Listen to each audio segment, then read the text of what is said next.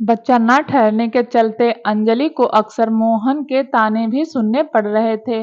इसलिए वह कुछ दिनों के लिए मायके में अपनी माँ के पास चली आई।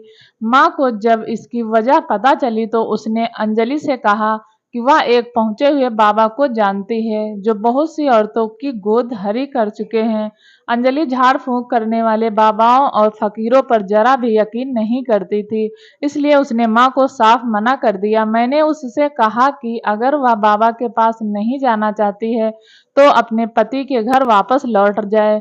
जब अंजलि ने मोहन से बात की तो उसने कहा कि वह उससे तलाक लेना चाहता है क्योंकि उसे बच्चा नहीं हो रहा है। ऐसे में अंजलि के पास माँ की बात मानने के सिवा कोई दूसरा रास्ता ही नहीं बचा था। एक दिन जब अंजलि माँ के साथ बाबा के आश्रम पहुंची तो पता चला कि उस आश्रम में मर्दों के आने की मनाही थी। उस आश्रम में उस बाबा को छोड़ उसके तीमारदारों में सिर्फ औरतें ही शामिल थी। बाबा के शिष्या ने अंजलि से एक कागज के टुकड़े पर बिना किसी को दिखाए अपनी मनपसंद मिठाई का नाम लिखने को कहा। अंजलि को कुछ समझ नहीं आ रहा था, लेकिन वह माँ की इच्छा रखने के लिए सब कुछ करती गई। अंजलि ने उस कागज पर मनपसंद मिठाई का नाम लिखकर उसे डब्बे में रख दिया, जिसमें बाबा की शिष्याओं ने ताला लगाकर अंजलि को यह कहते हुए उसके हाथ में थमा दिया कि वह इस डिब्बे को लेकर साधना कक्ष में जाए। बाबा अपनी चमत्कारी ताकतों की बदौलत जान गए होंगे कि उसने इस कागज में क्या लिखा है। साधना कक्ष अंजलि को पहुंचने पर उसे वही मिठाई खाने को मिलेगी जो उसने इस कागज पर लिखी थी। उसने ऐसा कुछ सोचा नहीं था। अंजलि जब बाबा के पास साधना कक्ष में जाने लगी तो उसकी माँ भी उसके साथ हो ली। बाबा ने अंजलि को वही मिठाई खाने को दी जो उसने उस कागज पर लिखी थी, तो वह हैरान रह गई क्योंकि अंजलि के सिवा किसी को भी यह नहीं पता था कि उसने उस कागज पर क्या लिखा है। उसने बहुत दिमाग दौड़ाया लेकिन गुत्थी सुलझी नहीं। समस्या जानकर बाबा ने अंजलि से कहा, अगर तुम पेट से होना चाहती हो तो तुम्हें रात भर इस कमरे में अकेले ही रहना होगा, क्योंकि यह मेरा साधना कक्ष है। साधना कक्ष में सोने से तुम्हारी कोख यकीनन हरी हो जाएगी। अंजलि को इस कमरे में अकेले रात बिताने पर ऐतराज था। इस पर बाबा ने कहा, इस कमरे में कोई और दरवाजा नहीं है और तुम अकेले रहोगी। तुम इस कमरे में अपने साथ लाए गए ताले को लगा लेना, जिसकी एक चाबी तुम्हारी माँ के पास रहेगी। कमरे में किसी के घुसने का सवाल ही नहीं उठता है। अंजलि बेमन से कमरे में रात बिताने को तैयार हुई। बाबा और उसकी माँ जब कमरे से बाहर निकलने लगे तो बाबा बोला, अंजलि, जो प्रसाद मैंने तुम्हें दिया है उसे अभी खा लो। अंजलि ने मिठाई खा ली। बाबा ने बाहर निकलने के बाद कमरे में ताला लगाकर चाबी अंजलि की माँ को दे दी। उधर मिठाई खाने के बाद अंजलि पर अजीब सी खुमारी छाने लगी थी। वह अपनी शुद्ध बुद्ध खोने लगी थी और उसकी नींद तब खुली जब दूसरे दिन की सुबह उसकी माँ ने बंद कमरे का दरवाजा खोला। अंजलि कमरे से बाहर निकलते समय सोच रही थी कि उस मिठाई में ऐसा क्या था उसे खाने के बाद उसे अजीब सी खुमारी छा गई, और इसके बाद क्या हुआ उसे पता नहीं चला। लेकिन वह बेफिक्र भी थी क्योंकि उस कमरे की चाबी उसकी माँ के पास थी और कमरे में घुसने का कोई दूसरा दरवाजा भी नहीं था। अंजलि को बाबा के आश्रम से लौटे हुए 2 महीने बीत चुके थे कि एक दिन अचानक उसे उल्टियां होने लगी। उसने अपने डॉक्टर दोस्त रमेश से जब चेकअप कराया तो पता चला कि वह पेट से है। डॉक्टर रमेश की बात का अंजलि को यकीन ही नहीं हुआ क्योंकि उसे पता था 5 महीने से ऊपर बीत चुके थे, फिर वह पेट से कैसे हो सकती है। अंजलि ने डॉक्टर रमेश से कहा, डॉक्टर साहब, आप एक बार फिर से रिपोर्ट देख लीजिए, कहीं ऐसा ना हो कि जांच रिपोर्ट में कोई खामी है। लेकिन डॉक्टर रमेश ने कहा कि उसकी रिपोर्ट बिल्कुल सही है और वह पेट से है। घर पहुंचने पर अंजलि ने अपनी माँ से पेट से होने की बात बताई तो माँ की खुशी का ठिकाना नहीं रहा।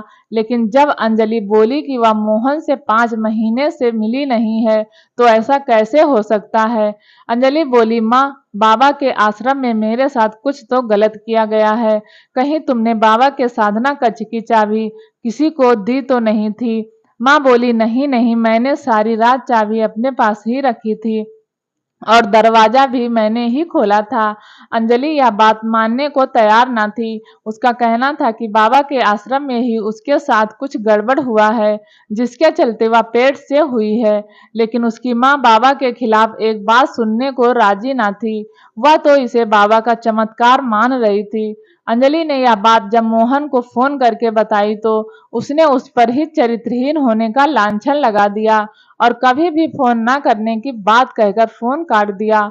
उधर अंजलि को अब पूरा यकीन हो चुका था कि उस रात बाबा के आश्रम में उसके साथ कोई हम बिस्तर हुआ था। हो ना हो उस कमरे में कोई गुप्त दरवाजा है जिसके रास्ते कोई उस कमरे में भेजता है और साधना कक्ष में पेट से होने के लालच में रात बिताने वाली औरतों के साथ गलत काम करता है। अंजलि ने अब निश्चय कर लिया था कि वह उस पाखंडी बाबा की हकीकत दुनिया के सामने लाकर रहेगी। अंजलि ने अपने मन की बात माँ को बताई तो माँ बाबा के खिलाफ जाने को तैयार न हुई, पर जब अंजलि ने अपनी जान देने की बात कही तब उसका साथ देने को तैयार हो गई। अंजलि इस बार फिर से बाबा के आश्रम पहुंची और उसने बाबा को बताया कि वह उनके चमत्कार से पेट से तो हो गई है, लेकिन उसका पति उससे तलाक लेकर दूसरी शादी करने जा रहा है। ऐसे में वह नहीं चाहती है कि वह पेट से हो, इसलिए वह चमत्कार करके उसे पेट से होने से रोक ले। बाबा ने अंजलि को एक पुड़िया देकर कहा, तुम्हें चमत्कारी भभूत का सेवन करो जिससे तुम्हारे सारे कष्ट दूर हो जाएंगे और पेट में पल रहा बच्चा भी अपने आप ही छूमंतर हो जाएगा।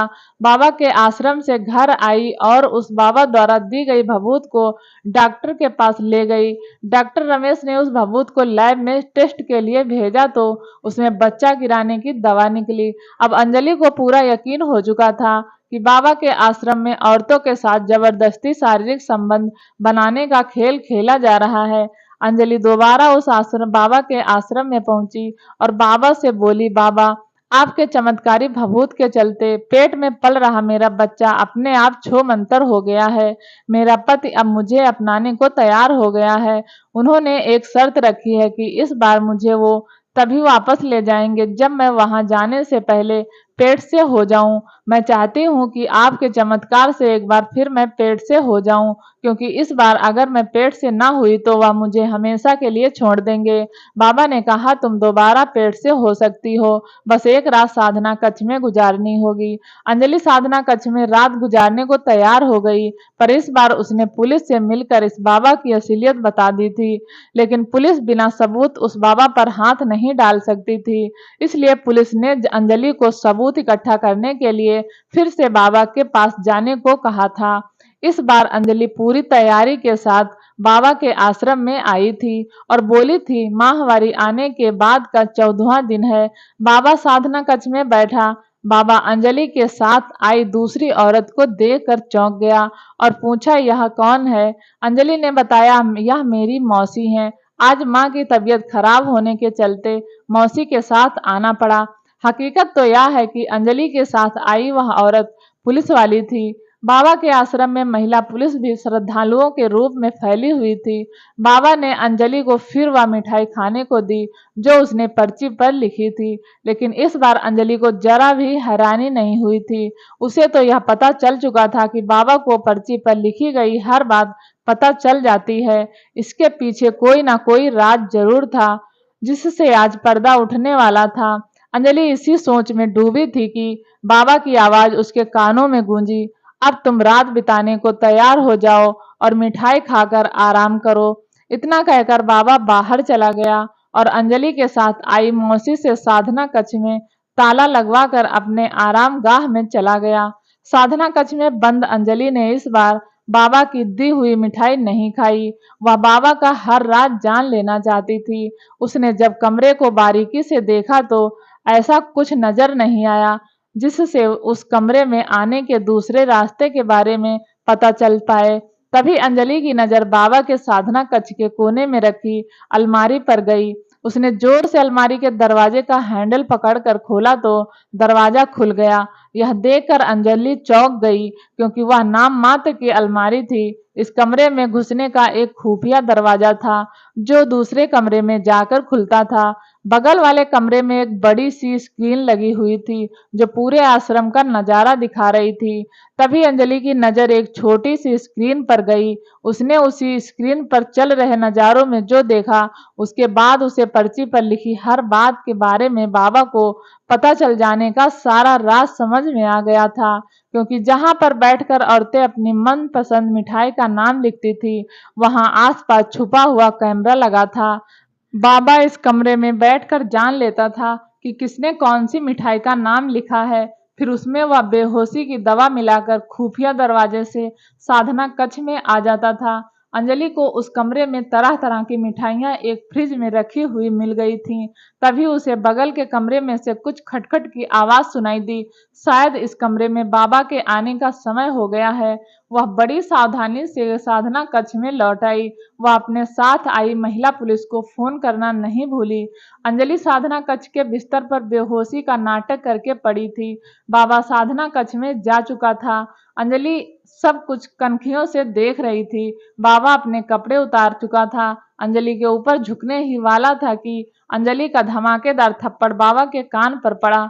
बाबा खुद को संभालते हुए अंजलि पर झपटा, लेकिन अंजलि का पैर बाबा के आगे वाले हिस्से पर पड़ा और वह गस खाकर गिर गया। अंजलि जोर से चिल्लाई। इसी के साथ कमरे का दरवाजा भड़ाक से खुल गया और एक साथ कई पुलिस वाले कमरे में धरना देते हुए घुस गए। बाबा खुद को संभालते हुए खुफिया दरवाजे की तरफ लपका। पुलिस वाले भी उसे पकड़ने के लिए उस तरफ लपके, लेकिन जब तक बाबा कहाँ छू मंतर हो गया पता ही नहीं चला। पुलिस चारों तरफ से आश्रम को घेर चुकी थी, लेकिन बाबा आश्रम में कहीं नहीं मिला। तभी आश्रम के साध्वी ने जो बताया, उससे पुलिस वाले भी चौंक गए। उस साध्वी ने बताया, मेरी बहन भी बाबा के चक्कर में पड़कर इसकी साध्वी बन गई थी, लेकिन वह एक दिन बाबा का राज जान गई और उसने बाबा की सारी करतूतों का वीडियो भी बना लिया था। तभी बाबा को यह बात पता चल गई। उसने मेरी बहन को गायब करा दिया। तब से मैं अपनी बहन की खोज में यहाँ पर बाबा की शिष्या बनकर उसके खिलाफ सबूत इकट्ठा कर रही हूँ। इसी दौरान आश्रम में बनाए गए खुफिया ठिकानों के बारे में भी मुझे पता चला। बाबा ने आश्रम के अंदर एक खुफिया कमरा बना रखा था, जिसमें वह खुद के खिलाफ जाने वाले को न केवल कैद करता था, बल्कि उनको गायब भी कर देता था। उसी समय पुलिस वालों को आश्रम के पीछे झाड़ झंकार में बने गुप्त रास्ते से उस खुफिया कमरे तक पहुंचा दिया। वहां छिपा बाबा धर दबोचा गया। उस कमरे से पुलिस को भारी मात्रा में हथियार, कैद की गई औरतें भी मिली। उस कमरे में कई कीमती चीजें भी मिली। खुदाई करने से कई औरतों के जेवर गहने और पुराने जमाने की मूर्तियां भी मिली। अंजलि की सूझबूझ से पाखंडी बाबा के साधना कक्ष में औरतों के पेट से होने का राज खुल चुका था। दोस्तों, आप भी इन बाबाओं के चक्कर में ना पड़े। आप अपना काम करते रहें, एक दिन फल आपकी मेहनत का आपको जरूर मिलेगा। ऐसे पाखंडी बाबाओं से हमेशा दूर रहें। कहानी अच्छी लगी हो तो प्लीज़ चैनल को जरूर सब्सक्राइब करें। कहानी सुनने के लिए आपका बहुत बहुत धन्यवाद।